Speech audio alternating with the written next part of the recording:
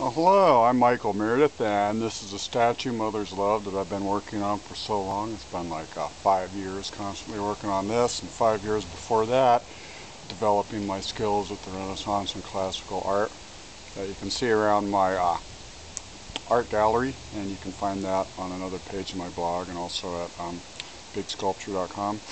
And I'd like you to take a close look at this. It's got a gold face and copper clothing. Clothing's all original material. It's kind of a silicone coated fabric. Engineers say it should last 100 years, maybe indefinitely, and maybe you can just recoat it and that would make it indefinite. In any case, it's very waterproof and serviceable, quite strong. Should survive a 50-mile-an-hour wind quite easily, and above that, more than likely, the clothing will actually blow off, and the statue itself will remain intact because the wind will just blow through. It's basically a wood frame structure with steel forming the body shape, and then the fabric on top.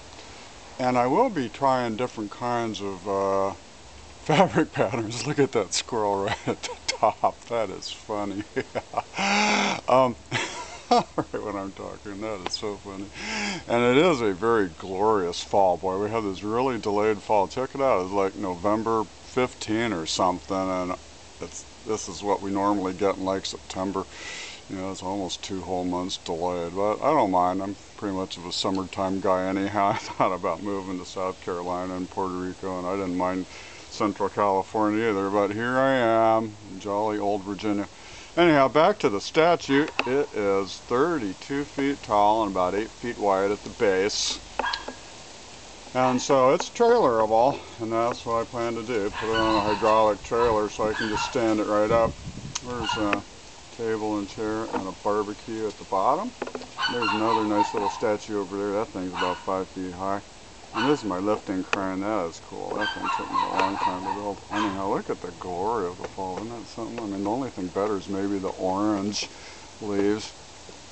But this statue should last a very long time. Worst thing that happened to it probably is a bunch of vandals wanted to knife it up and set it on fire.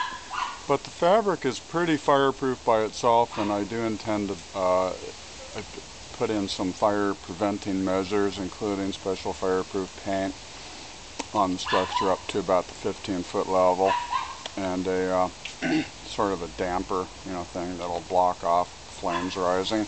I don't think fire will be a real problem. I think when I'm done, you're going to be able to build a bonfire at the bottom of it. It's really not going to catch fire that easily. It also might not be real easy to access the structural members, because you got to cut through the dress. And then you got to cut through some steel mesh that's behind the dress, and then you got to decide which of the 8 structural members are the ones you want to get, and those will all be coated in fireproof paint. So this is basically it, and I'm willing to take custom orders on clothing if you can send me some designs and so on. And the hair and face is pretty much the way it is. I've considered making a sequel, which would be Father's Love. And that would have a good few children around him. He'd be holding them up. That would be truly multiracial.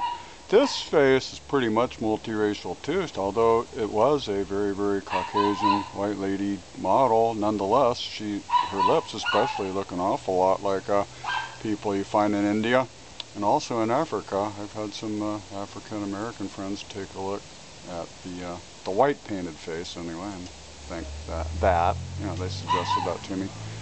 And yeah, there's no doubt about it. So anyways, you can get in touch with me by email or by phone. Phone number is 703-764-9563. I'll be glad to hear from you. Bye-bye.